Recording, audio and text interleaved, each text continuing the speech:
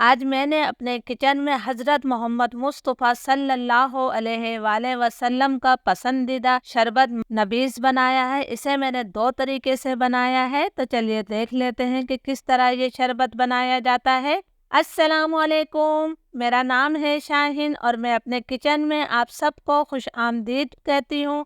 आज मैं अपने किचन में नबीज़ शरबत बना रही हूँ जो ताकत और ग़िज़ाइयत से भरपूर होता है। ये कमज़ोरी को दूर करता है। इसे बच्चे और बड़े सभी पी सकते हैं।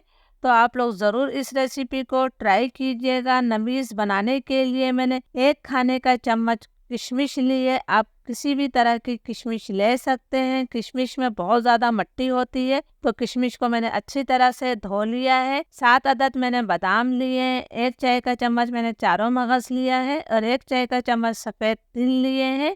7 अदद मैंने खजूरें ली हैं। आप कोई सी भी खजूर ले सकते हैं और 7 खजूरें मैंने अलग रखी है क्योंकि हमने 2 तरह से नबीज़ बनाना है। नबीज़ बनाने के लिए तमाम चीज़ें जो मैंने आपको दिखाई थी इसे एक बाउल में डाल दिया है। इसके साथ ही मैं इसके अंदर 1 गिलास पानी शामिल कर रही हूँ। बाउल में मैंने 1 गिलास पानी शामिल कर दिया है। 1 गिलास पानी मैंने अलग लिया है। जो हमने 7 खजूरें ली थी अलग से, वो मैं इस गिलास के अंदर शामिल कर देती हूँ। हमने इन दोनों चीज़ों को जो है 6 से 7 घंटे के लिए भिगो कर रखना है। आप इसे सारी रात के लिए भी भिगो कर रख सकते हैं। तो मैं 6-7 घंटे बाद आपसे मिलती हूँ। तमाम चीज़ों को भीगे हुए 6-7 घंटे हो गए हैं, तो अब मैं इसके अंदर से खजूर और बादाम को अलग कर लूँगी। खजूर की हमने गुठली निकालनी है। आप भिगोने से पहले भी खजूर की गुठली निकाल सकते हैं। तमाम खजूर की मैंने गुठलियाँ निकाल ली हैं और साथ ही मैंने बादाम का छिलका भी अलग कर दिया है।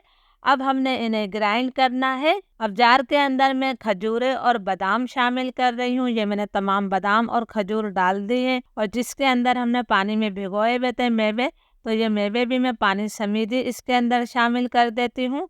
अब हमने इसको जो अच्छी तरह से पीस लेना है, तो मैं इसको पीस कर लाती हूँ। इसे मैंने अच्छी तरह से ब्लेंड कर लिया है। ताकत और ग़िज़ाइयत से भरपूर हमारा एक तरह का नबीज़ तैयार हो गया है। अब जो हमने गिलास में 7 खजूरें भिगो कर रखी थी, हमने इनकी खजूरों को भी निकाल लेना है।